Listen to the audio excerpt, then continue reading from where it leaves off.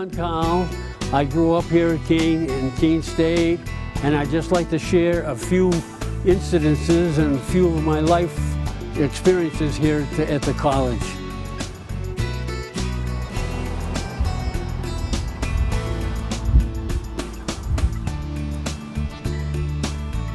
Hello, I'm Don Carle. I was born right here in Keene, and I lived on Appian Way for many years. Dad was connected with the college very close to 40 years, and we're going to do a little to-do on what it was like being, as we were known as, faculty brats. College was founded in 1909. We celebrated the 100th anniversary just a few years ago, and it started with the legislature for a need for a professionally tuned, professionally trained teachers school. Keene was chosen after many sites were looked at, and it boiled down to Keene and Nashua. And Keene got the bid, or the choice, because they were going to be able to have the Hale building and the president's home to start with. They also said that Keene had fewer bars. The city owned Governor Hale's house, and they gave the property to the college, so it became the very first building on the campus. The city also assisted in the purchase of the Thayer Estate, which is the president's home, and that was a private girls' school known as Miss Fisk's School, and young ladies learned to become proper young ladies there. The school opened on September 28th in 1909, and the enrollment for the first year was 26 ladies. The first graduation was June 28th, 1910, and there were 5 girls that graduated from the college at that time. Dr. Mason took over in 1911, but he was also very interested in that the women were well-rounded, and gave them opportunities to be able to do something else. He had a woman come who was a progressive person, and in her speech she made the comment that enter to learn, go forth to serve. And Dr. Mason thought that was a wonderful slogan to have, and he adopted it for the college. We grads, older grads, are very fond of it, and it's a real tradition. Thank God it's been printed in stone, and I hope they don't try to chisel it out, but it's on the entrance of the gateway here to enter to learn and go forth to serve, and it fits today perfectly. It fits today perfectly. It doesn't need any changing.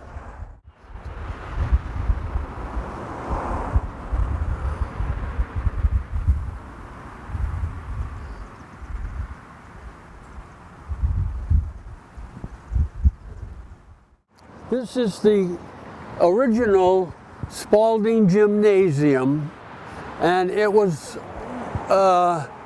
one of the first buildings on campus.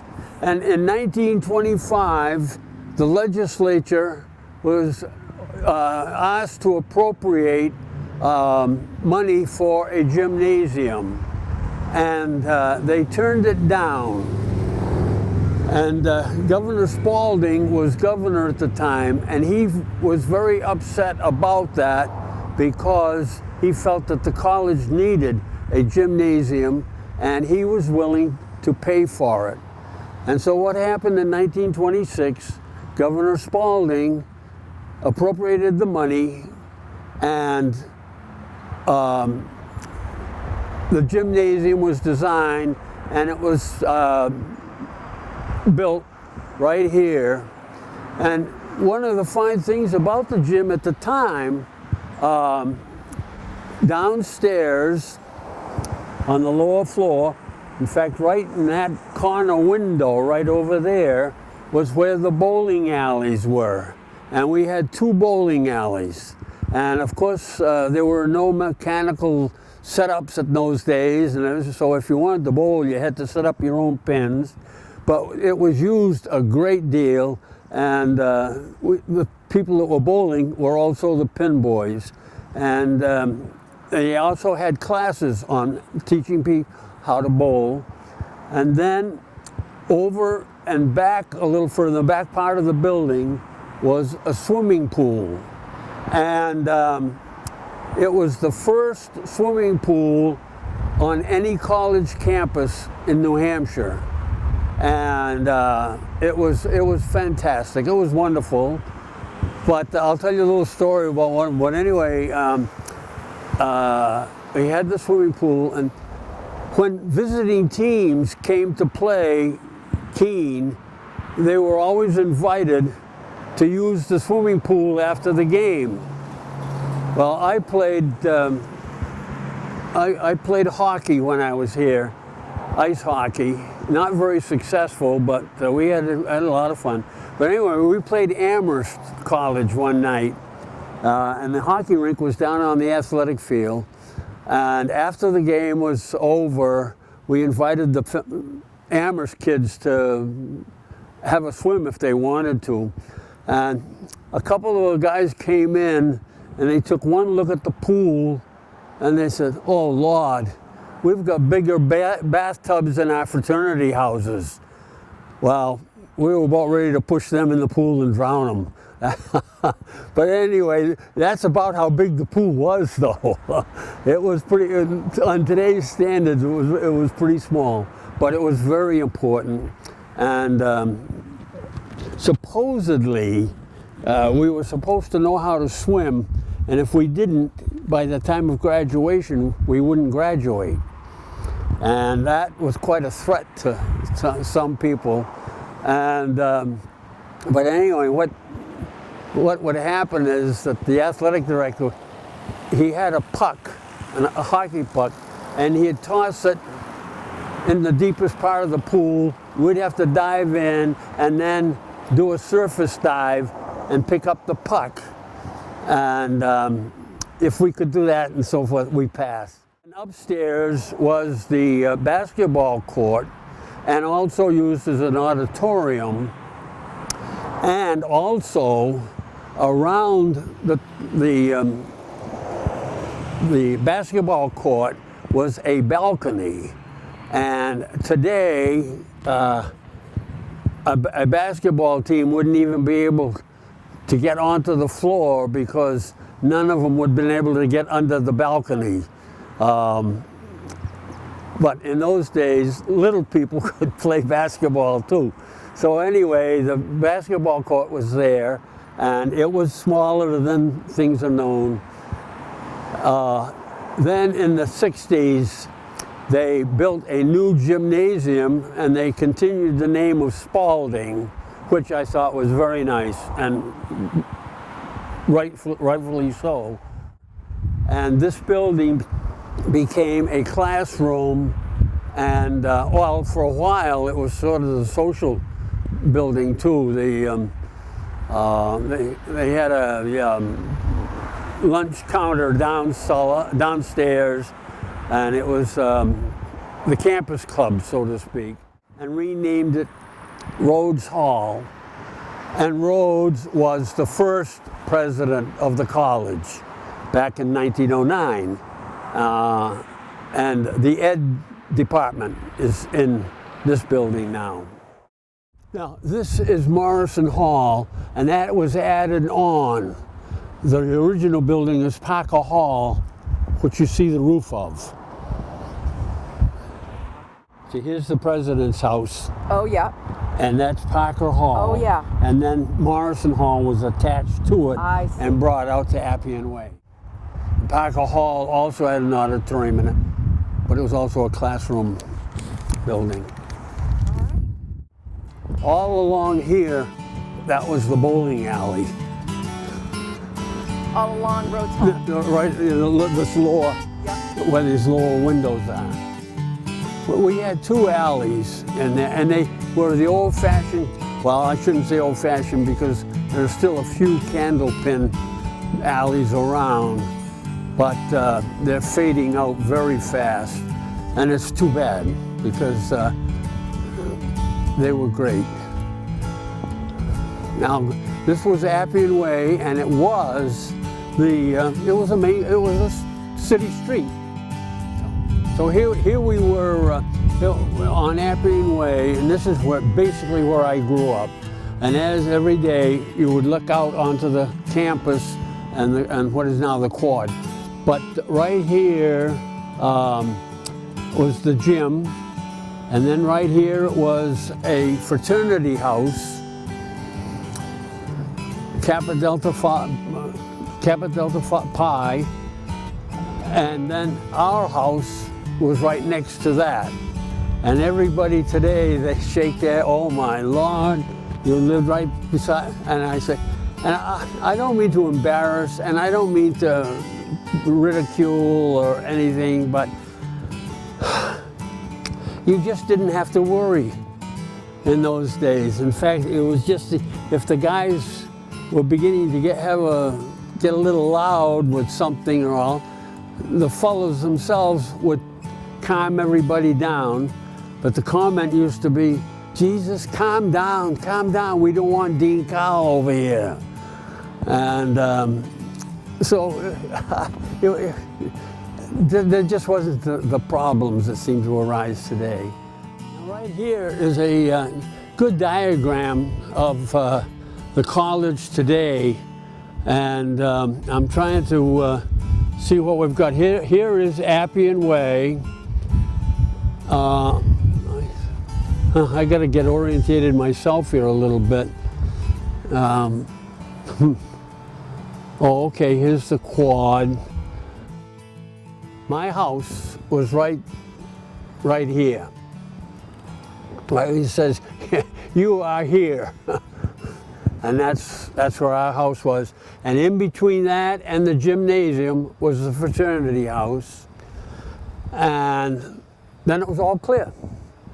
And that's all there was. As I say, this was a street, a regular city street. And the quad, well, it's right about out here. And all the rest of this has been added. And it's so easy to get going and jump, but here's the Brickyard Pond. And that was another place where we spent hours of time. You could talk about forever. Now, as we walk down Appian Way and past the Kappa House, the next driveway and our house was right here. And at one time, when they were beautifying the campus and so forth, there was a campaign to have a tree planted and dedicated to something or other, or to somebody. And so I donated this tree, and there's a plaque here, and this says Keene State College. Oh, then it's the name of the tree in Latin, I don't know. But here we go. 30 Appian Way, the former home site of Dean H. Dwight Carle and family, 1992. And so anyway, this was it. The house was here, and when they built the library, I hate to use the word they took the house down or took it, but they did. These trees were not here when we were growing up, but on Appian Way here alone, there was all the way down were cut leaf maples. They were a taller tree than the regular maple, but they still were in the maple family. And there was just hundreds of them. And in the summer, this would be like a covered bridge. You'd go down and the trees interwound with each other on each side. And then in '38, when the hurricane came, it took every single one of them. And it was a shame. And in fact, right in the middle here was also an island where the road split. You came in on one side and you went out on the other. And that had maples in it, and that went down too. I was born over here in the hospital in 1926. Mom and Dad had just come to Keene, and a part of his salary was that if he would be the house parent for a small woman's dorm. And we'll get back to that sometime or somehow, but anyway, it's now the pizza restaurant on the corner of Water Street and Main, the Brick House there. And that was known as the Brick House. And there were about 15 girls lived there. And Mom and Dad were the house parents. And I was born, and Mom never had to worry about finding a babysitter. And that took place very much so. I became alumni director in 1977, and those girls were at the stage where they would come back for the reunion, and we'd sit down and chat about the old brick house. And one of the comments that used to come out was, "Dawn, you have no idea how many times I changed your diapers." And then there was also another gal and her boyfriend. And she would ask Mom if she could take me out in the baby carriage. And we were living on Main Street then. And if to take me out on in a baby carriage. And Mom would, "Oh, of course, that would be wonderful." Well, what she would do is she'd get me in the baby carriage, and then she'd go down Marlborough Street a little way and meet her boyfriend. And they would stroll back and forth between Water Street and Main Street. I don't know what the people thought though, you know? Here's this young college couple and they're pushing a baby carriage. But anyway, those were a couple of the things there. And but the brick house was a lot of fun. And evidently one of Dad's tricks was, but there was one couple too that they used to sit on the front steps of the brick house during this time of year and so forth, and that's where they did their courting. And when it came time to go to bed, or time for him to go home, Dad would go up to the front door and rattle the doorknob. And that would tell Louis, the skedoodle guy, they wrote in the yearbook, they wrote some awfully nice things about Mom and Dad, and called them Mom Carle and Daddy Carle. In 1932, they closed down that building, and Dad found this house over here, and right beside the fraternity house and right within the campus. And that's where I grew up, and it was wonderful. It was fantastic, but also, I think, a little bit too good. I didn't have to do much of anything, so to speak, in order to, I don't know, learn to grow up. And the guys, especially the athletes,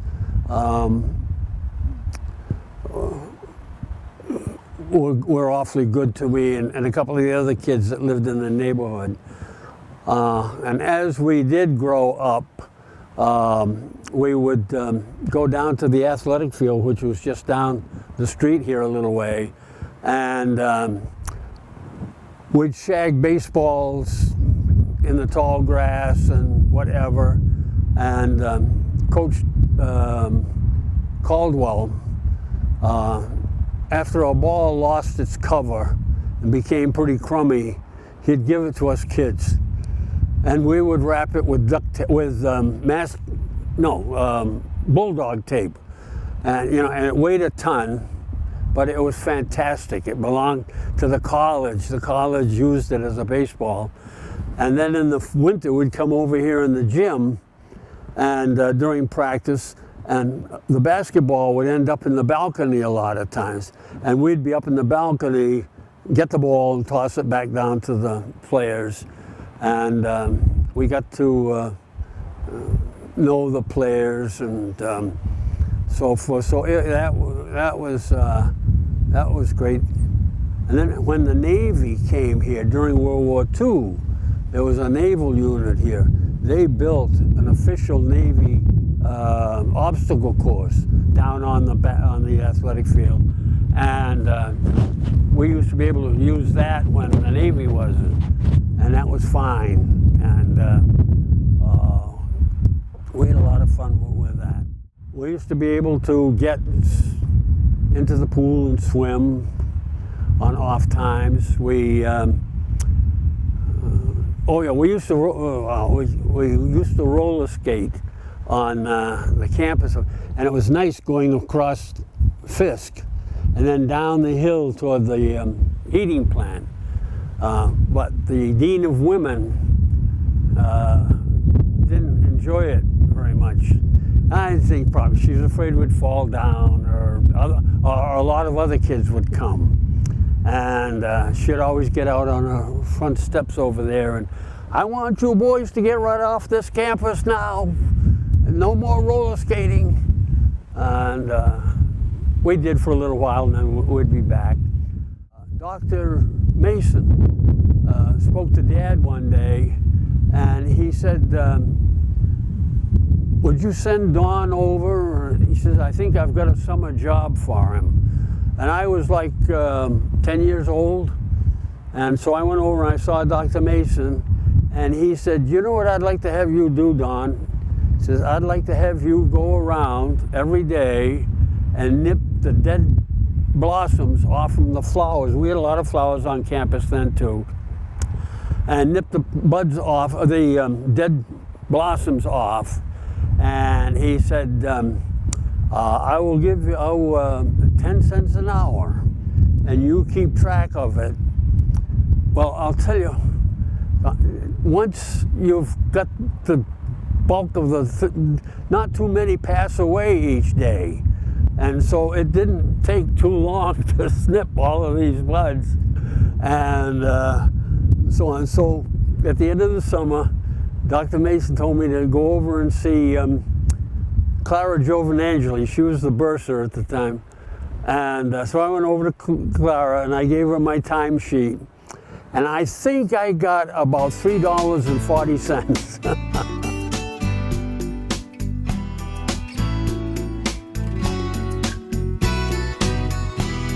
Now, this here was the walkway up to Fisk, and Morrison Hall, which is right in back of me, was added on in the, I would say the 40s.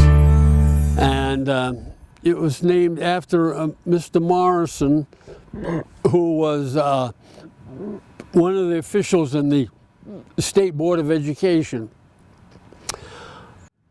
And in back of me, there was a sunken garden with a little fish pool. And Dad was always the one with live stuff. And every spring he'd get some goldfish. And I would catch some perch from the brickyard and would put them in the pool for the summer. But there was a lovely sunken garden right here. And out there, which is now the quad, was 2 tennis courts. And they were very popular. And the alumni was kind of shook up when they took them down and built in the quad, which is much better than the 2 tennis courts that were there. And back over at the house also, during the hurricane in '38, we had a week of very heavy rain and the flood. This all flooded every spring, and it would come up as far as Huntress. And the day of the hurricane, it turned out to be a day something like this, but it was very calm and very hot, very muggy. And late in the afternoon, like 4 o'clock, we had a wide railing around our front porch. And I used to sit on it a lot and watch the activities out here. And I was sitting out there, and it was getting darker and darker, and it was beginning to rain. And my father called out and he said, "Look, you better get yourself in the house here. We're in for something." He says, I want you to come in. And I said, "Oh yeah, Dad, I will, yeah, okay." But I didn't. And all of a sudden, there was a tree out by the street, and it came right toward the house. And let me tell you, I went into the house very, very quickly, and the tops of the tree landed right where I had been sitting. Just before the hurricane, Dad went over and saw Dr. Mason, and he said to Dr. Mason, I'll use first names probably because that's the way the conversations went, but Dad went over to see Dr. Mason, and he said, "Wallace, my barometer is the lowest I have ever seen it. We're in for something. And I don't know what, but we're in for something." And Dr. Mason said, "Well, look, Dwight," he said, "look, the sky's blue, the sun's out, stopped raining, well, there's nothing going to happen." Dad said, "Well, it is, and I think we ought to get all the candles and all the lanterns and everything that we can possibly get because the school is in session." And Dr. Mason said, "No, I don't think that's necessary." So Dad said, "Okay, fine." Well, the next morning, Dr. Mason came over to the house, and he apologized to Dad profusely. And then he said, "Well, now what are we going to do?" And Dad said, "Well, get a couple of the custodians and go in my garage." And he said, "I went out and got all the candles and all the lanterns I could possibly find, and they're in my garage." The other day, there were about 7,000 chairs lined all. This is where graduation took place.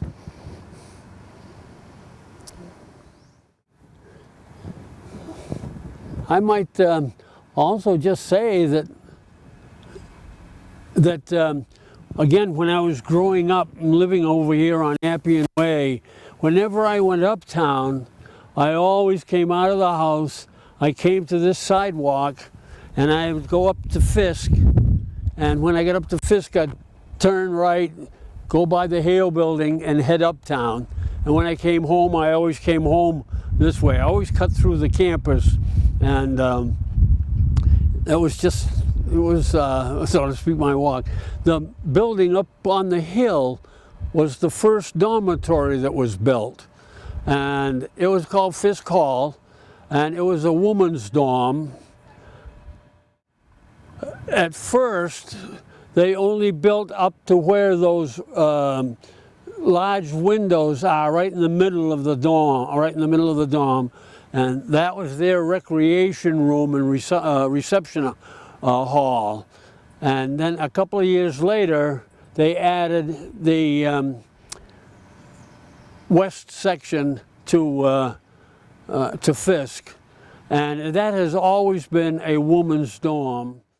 Then in the 20s, they built Huntress, which is the one over here on the west side with the clock, and that was named after a woman who was in charge of home economics and so forth in the State Department, because the college had a very, very active home ec program. In the back of Fisk and down on a lower level was the dining room, and all of the students ate in the dining room at once. Breakfast was at 7, the noon luncheon was at 12:30, and supper was at 6. You had to be there at that time. And also the evening meal, the men had to wear coats, shirt, a tie. It was family style, but there was something really nice about that, in that kids would, for different clubs and so forth, would give announcements that the so-and-so club is going to meet at 7 o'clock tonight in the library or somewhere, and this was going to happen and that was going to happen. And then all of a sudden you'd hear from a table, "Happy birthday to you." One of the students at that table was having a birthday, and then the whole dining room would chip in, and it was really a fun place. And I won't say that necessarily for the food, but it was a place where we all got together.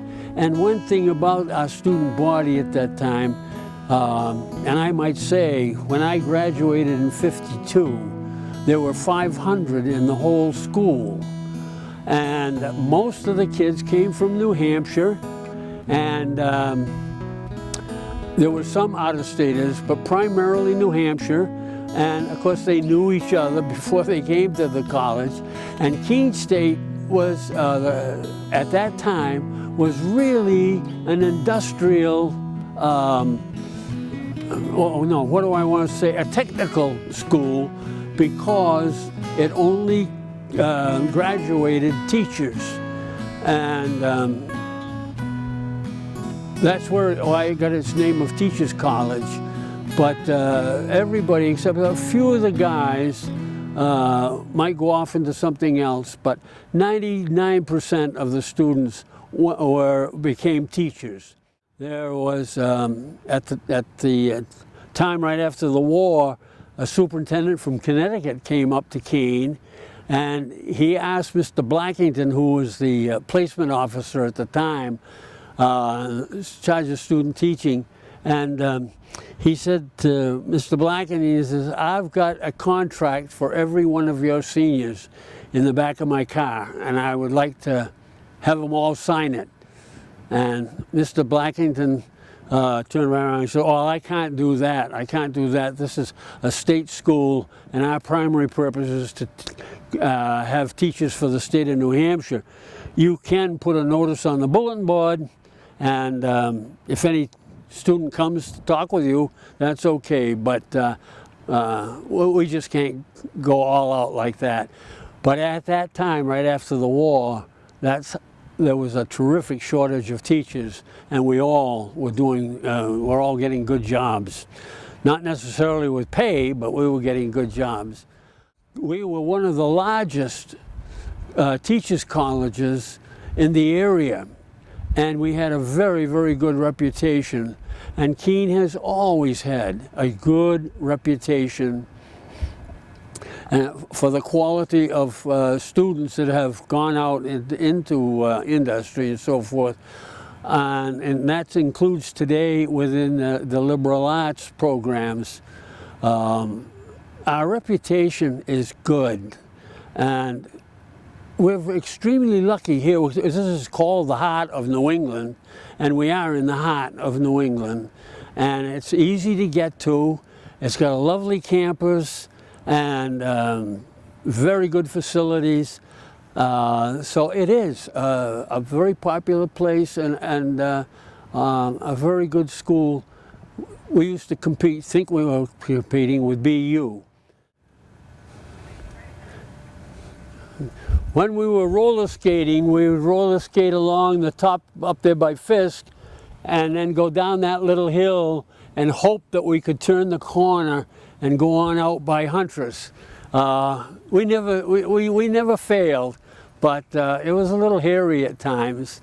And the heating plant, they heated with coal, then they heated with oil, and now I'm not just sure how or what they're doing, but the heating plant is still there.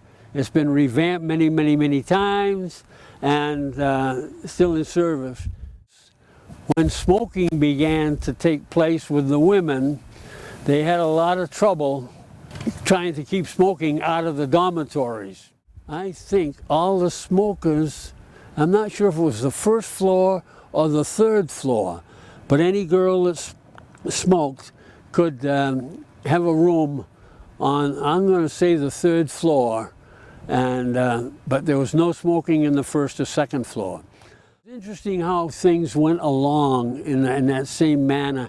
Dr. Mason was strict, but he felt a very strong responsibility that all of these girls that were here were his girls, and he was responsible for them. And he made sure that nothing was going to happen that would hurt any of them or cause any kinds of problems. And but while they were here and practice teaching, they had to dress up as if they were going to be teachers, like they would be teachers. And they had to wear silk stockings, and I'm not so sure about nylons, but with silk stockings. The chairs were not as nice as they are today, and the poor girls would get runs in their stockings. Practically every pair that they put on, they'd get a run in it before the day was over. But they had to keep wearing stockings. When Dr. Young came, the very first rule that he changed or made or whatever, he said that all the girls can wear bobby socks and saddle shoes or any comfortable shoe. Well, let me tell you, he was a big hit right then and there. Everybody loved Dr. Young, and it stayed that way forever. The girls had to be in at 9:45. The boys didn't have anywhere to go. There wasn't any dormitories. We had 2 fraternity houses. The fraternities were quite large at that time because they took in all the boys. But by 9:45, all the girls had to be in. And that was always kind of a hassle. And the library would close at 9 o'clock. And all of us would go, at 9 o'clock, everybody practically would go uptown and go to one of the restaurants and have a cup of coffee and a donut or something with other friends or with their boyfriends and girlfriends. And then there was a big mad dash to be back on campus by 9:45. And there was always quite a group over there on the front, by the front door of Huntress, and get in at 9:45. Then the thing about it was that then there was nothing to do, and we didn't have anything to do. So there was the only thing to do was to go back to the fraternity house or to your bedroom and go to bed for the men too. But in a way, that was very, very good because we all got a good night's sleep. And really, I think it was very helpful to our health and what have you. We had one fellow over there at Huntress. His girlfriend lived on the 2nd floor, and she never wanted to go to breakfast. Well, they rigged up some kind of a rig where he had a little tray and some rope with it, and they had a cereal bowl and a coffee cup and a little silverware, and he would take coffee and some cereal or whatever and out of the dining room and go over in that corner of Huntress, and she'd drop down the tray and he would put the stuff on it, and she'd pull it up and she'd have her breakfast. And there was those kind of little tricks and stuff that it was just fun. The college camp was very popular, and we used to have 2 picnics a year at the college camp down on Wilson Pond, and you either rode down in the college one and only truck, or you walked down, and you walked back. But it was always on a Saturday. There was a nice field in back of the cottage, and you know, they'd play volleyball and softball during the day, swim in the pond. It was always a great affair. The first thing in the spring and early in the fall was a picnic. Another thing we used to do, and I did it, was Dad used to take a group of the students, whoever wanted to climb Mount Monadnock. And we would go up on a Saturday, and we always went up the Marlboro Trail. It was a nice trail. It was a nice trail to hike. Not hard, but yet challenging. You knew you were climbing. But the purpose was to clean it up after the winter. Get the branches off the trail, do this and do that, and then we'd have our lunch up on the top of the mountain. Come down. Then that was in the spring, and then in the fall we'd go up right around what do I want to say? The 12th of October, when the leaves were supposedly about at their peak. And it was a beautiful climb, a beautiful view from the top of the mountain. But the kids would pick up the rubbish from the spring, the summer hiking. And nobody else, I mean, there weren't any organizations, there was nothing, this was just done. And it was always fun to climb Mount Monadnock, and I would always go up with Dad, and I was a little fellow. And I don't know how many times we climbed up and down Mount Monadnock, but I still look at the mountain, and it brings back wonderful memories and feelings, and all of this stuff sunk into me in some way, and it became a real part of my life.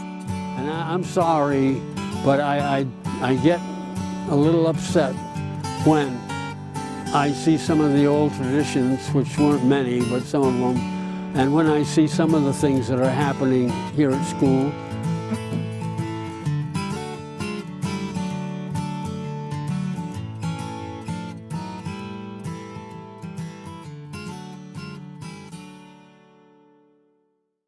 One other thing that was really a special highlight in my life, when I was about 10, 12 years old, I had a Saturday evening post route. And every Wednesday I peddled the Saturday Evening Post magazine on my route, and a lot of my customers were here on campus. And one of them was Dr. Mason. And every Wednesday I'd go up to the president's house, go knock on the back door, and Mrs. Mason would come to the door, and she'd invite me into the kitchen. And their kitchen had a big counter in the middle of it. And on the counter would be a glass of milk and a cup of tea and some cookies. And Mrs. Mason and I would sit down and we'd have a glass of milk and a couple of cookies for a few minutes and chat about what was going on and so on. And that meant an awful lot to me. She was a lovely, lovely person. Well, the very first thing I'll start with is that this right over here was our backyard. And it came up to about where the camera is and so forth. And then that was the hospital's backyard. And they had a garden from there to the old hospital. Right about where that door is, and there was a big pine tree. And it was a beautiful pine tree to climb. And we kids used to climb it. And the operating rooms for the hospital were right there facing the north here. And we could climb up the tree, get up to the top of the tree, and we thought we could see right into the operating room of the hospital. And we would climb the tree and the hospital, they had big lights. And so we always knew when there was an operation going on because the lights were on. And we'd climb the tree and see some of the most fascinating operations you ever could think of and what have you. But we actually saw nothing because there was a big white sheet halfway up the window, and everybody was all covered up and so forth. But anyway, that was one of the highlights of our young lives. When I was in the alumni, I was the alumni director from 1977 to 1988. And Nimmy Grandin lived in Swanzey, but he was a great basketball player, and he came here, and he was the first basketball player to score 1,000 points or better while he was here at school. And I felt that there ought to be something that we could do. And so I talked with the athletic department, and I said, you know, we ought to have something in basketball and for anybody that scores 1,000 points or more while they're here. And they thought it was a good idea, so I created the Nimmy Grandin 1,000 point club or something. And we had a plaque made up, and we had the criteria for it, and it is still very much in operation. That was one of the things that I did and I'm proud of. The other one was that I talked with Ron Butcher, who was the soccer coach at the time, and he and I created the Athletic Hall of Fame. And we have about 3 to 5 people from anywhere that were outstanding in athletics to become on the Hall of Fame, and I was very proud. There were many faculty members that I thought the world of. Ella Keene was one. She taught geography. She was a tough professor, but it's like, as people are beginning to learn today, that if something is tough and difficult and you have to work hard for it, you get the most out of it and you think about it the most. And that was Ella Keene. Mr. Waltz, Maynard Waltz, was a wonderful professor. I shouldn't do this because there were so many good people in growing up, and they were good to me. The faculty was, they were close with each other. They did an awful lot of things together. I played hockey. That was one. We tried to play hockey. After the war, when I came to school here, there was a group of us, and we had a hockey rink down on the old athletic field, and we'd go down, we'd get up about 2 o'clock in the morning, and we'd go down and flood it every morning and hope that it would freeze. And then the day would open up and the sun would come out and it would begin to melt. It never worked well at all, but we tried hard. We played Amherst, we played St. Anselm's, we played one of the Dartmouth schools, we played what is now the University of UMass at Amherst. We played them in Springfield. We played, well anyway, we got in some games, but it was not successful. And I am tickled pink because ever since I was in high school, there's been a small group of us that have wanted an ice rink in Keene. And by gosh, we're getting it. Took 70 years, but it's going to be there. And I think it's going to be a big plus for Keene. But that's the way things were. You did things on your own, so to speak. The Brickyard was very popular for ice skating. And the Brickyard, it was the Brickyard, and the pond was created because of the making of bricks. Wheelock School was under the, it was owned by the city of Keene. And the city of Keene paid for the oil, they paid for the custodian, and they paid for repairs. The college hired the teachers, got all the books, all the teaching material, and so forth. And all the practice teachers, the elementary people would practice teach at Wheelock and other schools. And the teachers at Wheelock were members of the faculty here at the college, became that because of that. Then up behind the courthouse was Central Junior High School. And it was a beautiful building. Keene had four junior highs, and each one of them had about 250. And it was ideal, absolutely ideal. 7th and 8th grade, and we had a in-city athletic league. We played baseball, basketball, and touch football.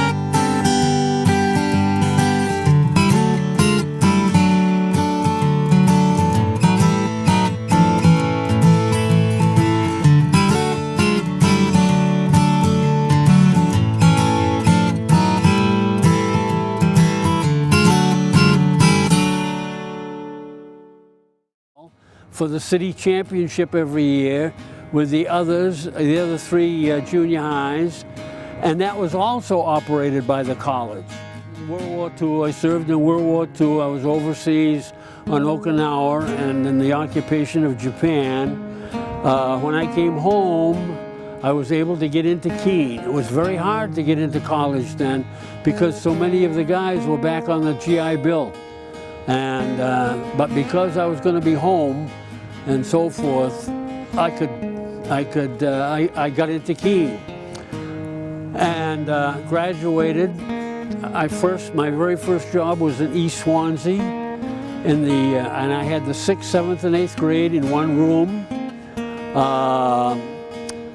Then I got my master's degree here at Keene, and then I got what they called the CHES at BU, which was 30 credits beyond your master's degree and 30 credits short of a doctorate. I was principal of a couple of schools. I ended up as assistant superintendent over in Peterborough, and then I came here as alumni director. But I've loved this place ever since. I just can't seem to get away from it. The college has always been great to me and for me. It was awfully good with Dad. We had a very happy growing up. I'm very, very proud of Keene State, and I just hope that they can continue they can always get better. I don't know when and where or how. I want to thank the college for being so good to me, and especially the athletic department. You basically have kept me alive. I have enjoyed coming to all the games and meeting the kids, meeting the parents. the athletic department has been so good to me, and I wish them the very, very best for what's to come.